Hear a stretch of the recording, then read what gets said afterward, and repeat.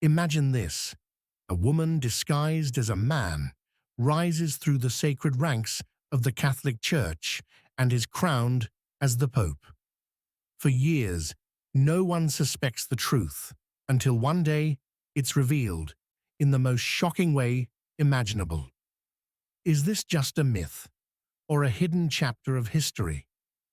Today, as the world awaits the election of a new pope, ancient traditions once again take center stage at the Vatican. The secretive conclave, Latin for "with a key," locks the cardinals inside the Sistine Chapel, cutting them off from the outside world. No phones, no media, only prayer, discussion, and ballots. Each cardinal casts a secret vote.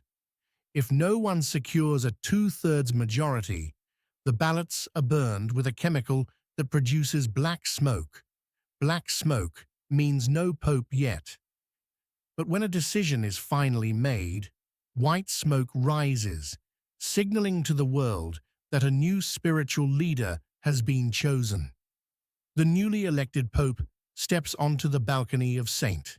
Peter's Basilica and delivers his first blessing, Urbi et Orbi, to the city and to the world. But centuries ago, if legend is to be believed, one papal election was unlike any other. In the early 9th century, a brilliant young woman, later known as John Anglicus of Mainz, pursued forbidden knowledge.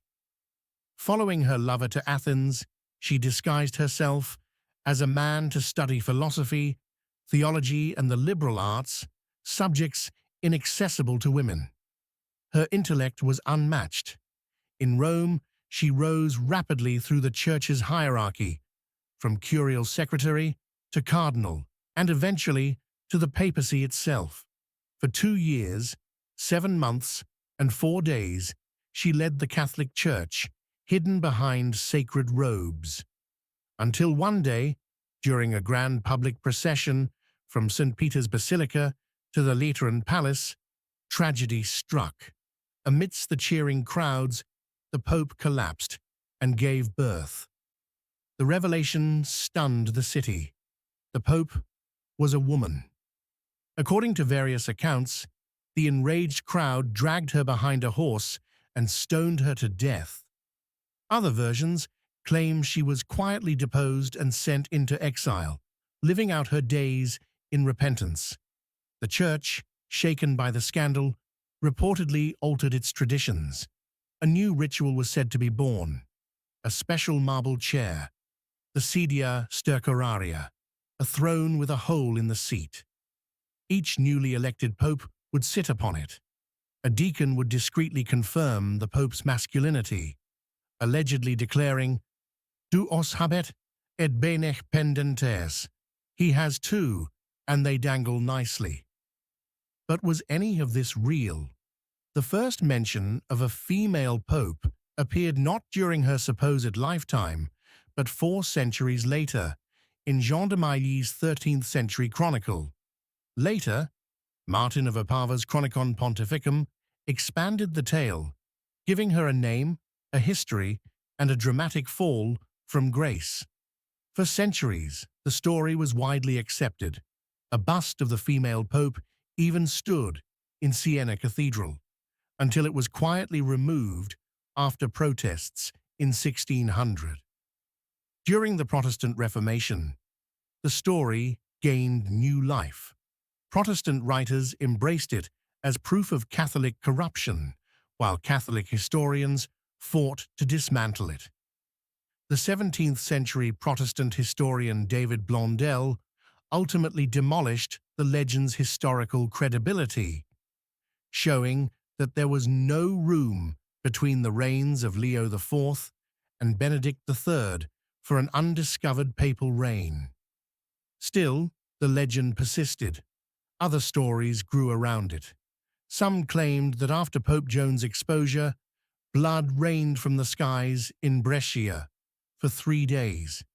In France, monstrous locusts with 6 wings and razor teeth reportedly swarmed the countryside, only to drown in the British Sea. Pope Joan even appeared as the Popus in medieval tarot decks, a symbol of mystery, hidden wisdom, and forbidden knowledge.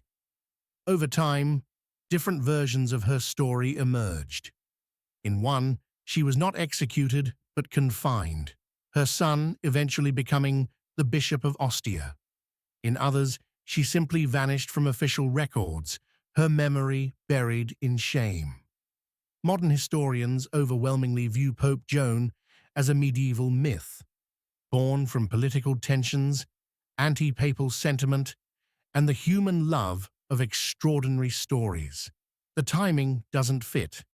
Historical documents show no gap between the death of Leo IV and the election of Benedict III. Enemies of the papacy in the 9th century, who would have seized upon such a scandal, never mention a female pope. The earliest sources date from centuries later. And yet, the story refuses to die. In recent years, some have even tried to revive the legend. A 2018 study analyzed papal coins and suggested discrepancies in monograms, reigniting old debates. Others argue that the chaos of the 11th century, during which Rome was often under siege, could have masked an extraordinary event. Beyond historical accuracy, Pope Joan has lived on in culture, from Renaissance plays and medieval guidebooks to modern novels and films. She has become a symbol, not just of forbidden ambition, but of the persistent mystery that lingers around the world's most powerful institutions. Today, as white smoke once again curls into the sky from the Sistine Chapel, we are reminded: traditions endure, mysteries endure, and sometimes so do the legends. Even in the most sacred halls of power, secrets may wait, hidden just beneath the surface, refusing to be forgotten.